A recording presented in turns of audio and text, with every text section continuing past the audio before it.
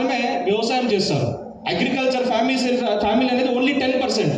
Remaining 90% occupation ఏంటంటే job and business. ఏదో ఒక చదువు ఉంటుంది, హెల్త్ గురించి అవగాహన ఉంటుంది కాబట్టి వాళ్ళకి హెల్త్ కేర్ ప్రోడక్ట్ బాగా కనెక్ట్ అయింది అనమాట. కాబట్టి అక్కడ హెల్త్ కేర్ అనేది చాలా సక్సెస్ అయింది. అదే మీరు ఇండియాని చూసినట్టయితే ఇక్కడ హెల్త్ కేర్ గురించి అవేర్నెస్ అనేది చాలా తక్కువ. ఎస్ఆర్నో పల్లెటూరులో వెళ్ళి మీరు health care, supplements, vitamins, minerals అని చెప్తే ఎవరు కనుక్కోరు, అంటే వాళ్ళకి అర్థం అవ్వదు. అదే ఎరువులు, మందులు, పురుగు మందు, గడ్డి మందు అంటే అర్థమవుతుందా? కాబట్టి ఇండియాలో ప్రజెంట్ ఈ అగ్రికల్చర్ కేటగిరీ ఎందుకు చాలా సక్సెస్ఫుల్గా జరుగుతుండే కేటగిరీ ఎందుకంటే ఇక్కడ మనుషులు కనెక్ట్ అవుతారు వాళ్ళకి తెలిసిన ప్రోడక్ట్కి, ఆ కేటగిరీకి. ఇండియాలో మ్యాక్సిమం అగ్రికల్చర్ ఫ్యామిలీస్ ఉన్నాయి కాబట్టి వాళ్ళకి అగ్రికల్చర్ ప్రోడక్ట్స్ అనేది చాలా మంచిగా అర్థమవుతుంది. కాబట్టి ఈ అగ్రికల్చర్ అనేది వెస్టీజ్కి చాలా కనెక్టెడ్గా ఉంది. కాబట్టి ఈ డైరెక్ట్ సెల్లింగ్, ఇండియన్ డైరెక్ట్ సెల్లింగ్లో స్పెషల్లీ ఇప్పుడు చూసినట్టయితే లాస్ట్ 5 years నుంచి చూసినట్టయితే అగ్రికల్చర్ ప్రోడక్ట్ అనేది one of the most fastest growing category అంటారు. డైరెక్ట్ సెల్లింగ్లోనే one of the fastest growing category ఏదైనా ఉందంటే అది అగ్రికల్చర్ అంటారు.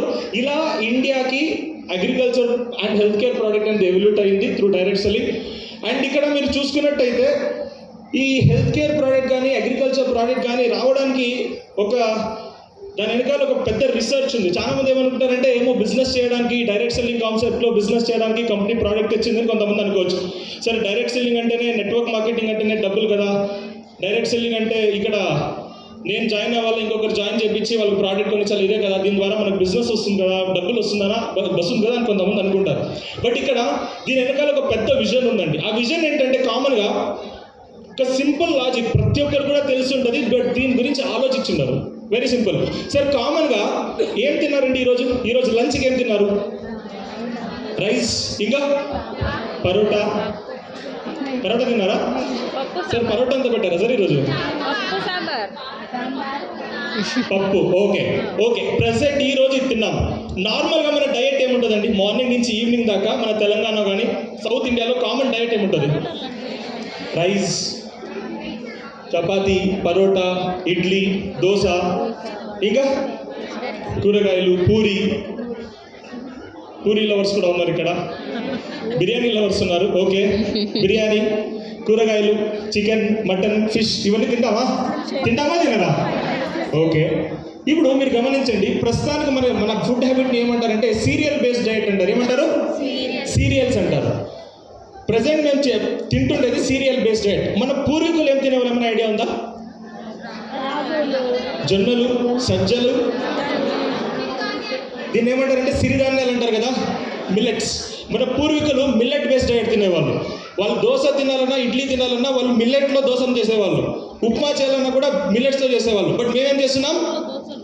రైస్లో ఉప్మా చేస్తున్నాం, రైస్లో ఇడ్లీ చేస్తున్నాం, దోశ చేస్తున్నాం. ఎస్ఆర్నో? సరే, ఏమైపోతుంది సార్? మన పూర్వీకులేమో మిల్లెట్స్ని బాగా గట్టిగా 6 packs-తో పాటు మంచి హెల్తీగా 100 years, 120 years ఉన్నారు. నేను రైస్ తింటున్నాను, గోధుమ తింటాను, టుస్ అని 60 సంవత్సరాలు 70 సంవత్సరాలకి పైనకి వెళ్ళిపోతున్నాను కదా. ఎప్పుడైనా ఆలోచించారా? ఏం తింటున్నారు, తినాలా తినకూడదా, మన పూర్వీకులు ఏం తినేవాళ్ళు, నేను ఏం తింటున్నాను అర్థం చేసుకున్నారా? సింపుల్ లాజిక్ ఉందండి. ఇక్కడ చూడండి ఏమైతుందంటే, ఒక స్మాల్ లాజిక్. ఇండియాలో డయాబెటీస్ అనేది ఎక్కువ ఉందా లేదా? యాక్చువల్గా చూసుకున్నట్టయితే 196 దేశాల్లో అతి ఎక్కువ డయాబెటీస్ పేషెంట్ ఎక్కడున్నారంటే ఇండియాలోనే. చాలా ఎక్కువ గ్యాస్ట్రిక్ పేషెంట్స్, అసిడిటీ పేషెంట్స్ ఎక్కడున్నారంటే ఇండియాలోనే ఉన్నారు. ఏ ఒక్క మేజర్ డిసీజ్ తీసుకున్నా కూడా చాలా ఎక్కువ డిసీజ్ పేషెంట్ ఎక్కడున్నారంటే ఇండియాలో ఉన్నారు. ప్రతి ఒక్క డిసీజ్కి మీ ఫుడ్ అనేది రిలేటెడ్గా ఉంటుంది. ఫర్ ఎగ్జాంపుల్, ఇప్పుడు అన్నం తినకుండా, గోధుమతో పాటు, అన్నంతో పాటు ఇది కాకుండా వేరేమైనా తింటే, సిరిధాన్యాలు తింటే ఏమవుతుంది? ఫర్ ఎగ్జాంపుల్, ఇప్పుడు రాగి తిన్నారనుకోండి, సిరిధాన్యం.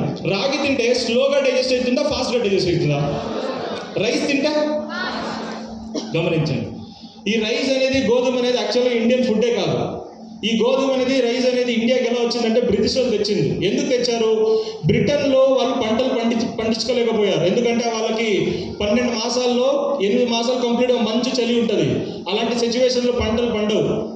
ఓన్లీ 4 months మాత్రమే ఉంటుంది. ఆ 4 monthsలో ఎలాంటి ఎక్కువగా పంటలు పండించుకోలేరు. కాబట్టి వాళ్ళు ఏం చేశారంటే, ఎందుకు వేరే దేశాల మీద దాడి చేశారంటే వాళ్ళు బ్రిటిష్ వాళ్ళు ఆ దేశాల్లో పండించి సముద్రం మార్గం ద్వారా వాళ్ళు ఈ దేశానికి ఎక్స్పోర్ట్ చేయడానికి దాన్ని మొదలుపెట్టారు. గోధుమ అనేది, రైస్ అనేది అలా స్టార్ట్ అయింది. బట్ మన వాళ్ళు ఏమనుకున్నారు, బ్రిటిష్ వాడే రైస్ తింటున్నాడు, బ్రిటిష్ వాడే గోధుమ తింటున్నాడు, తింటున్నాడు, నేను ఎందుకు తినకూడదు అని మనం స్టార్ట్ చేసుకున్నాం. ఇప్పుడు ఏమైపోయింది సార్, రైస్ డైరెక్ట్గా వచ్చేసింది. ఏమవుతుంది రైస్ డైరెక్ట్గా వచ్చేస్తే? రైస్ అనేది తొందరగా డైజెస్ట్ అవుతుంది. తినిన వెంటనే 1.5-2 అవర్స్లో డైజెస్ట్ అయిపోతుందా? డైజెస్ట్ అయిన వెంటనే షుగర్ అనేది బాడీలో స్పైక్ అయిపోతుంది. అప్పుడు ఆటోమేటిక్గా అంత షుగర్ లెవెల్స్ని మన బాడీ అనేది కంట్రోల్ చేయకపోతే డయాబెటీస్, షుగర్ అనేది తొందరగా వచ్చేస్తుంది. అదే మీరు ఏమైనా సిరిధాన్యాలు తిన్నారనుకోండి, రాగ్ కానీ ఏమైనా సిరిధాన్యాలు తిన్నారనుకోండి, స్లోగా డైజెస్ట్ అవుతుంది. మన బాడీకి ఎంత ఎనర్జీ కావాలో, ఎంత షుగర్ కావాలో అంతగా స్లోగా రిలీజ్ అవుతుంది. కాబట్టి మన బాడీలో ఎలాంటి షుగర్ లెవెల్స్ అనేది స్పైక్ అవ్వదు. కాబట్టి షుగర్ పేషెంట్స్ ఇండియాలో ఎందుకు ఉన్నారంటే మీరు తింటుండే ఫుడ్ కాబట్టి. హై గ్లైసిమిక్ ఇండెక్స్ ఫుడ్ అంటారు గోధుమని, రైస్ని. బట్ అదే సిరిధాన్యాన్ని లో గ్లైసిమిక్ ఇండెక్స్ ఫుడ్ అంటారు. ఇలాంటి ఫుడ్ తిన్నప్పుడు మన బాడీ అనేది బాగుంటుంది. సార్ వాళ్ళు ఎందుకు రైస్ తిన్నారు? వాళ్ళు రైస్ తింటున్నారు కదా, వాళ్ళకి రాలేదే. వాళ్ళకి వచ్చిందా డయాబెటీస్? అమెరికాలో డయాబెటీస్ ఉందా? లేదు. వాళ్ళకి రావాలి కదా, వాళ్ళకి ఎందుకు రాలేదు? సార్ వాళ్ళు రైస్ తిన్నా, గోధుమ తిన్నా వాళ్ళు ఎందుకు రాదంటే క్లైమేటిక్ కండిషన్ వలన. ఇప్పుడు ఫర్ ఎగ్జాంపుల్ అర్థం చేసుకోండి, మనకి వామ్ క్లైమేట్ అంటాం. మనకు ఎప్పుడు కూడా వేడిగా ఉంటుంది. వేడి ఉంటుందా లేదా? ఎక్కువగా మనకు చలి ఉండదు. 1 month 2 month చలి ఉంటుంది, బట్ మాక్సిమం వేడిగా ఉంటుంది. ఇలాంటి వేడి ఉండే టెంపరేచర్లో మీరు అన్నం తింటే తొందరగా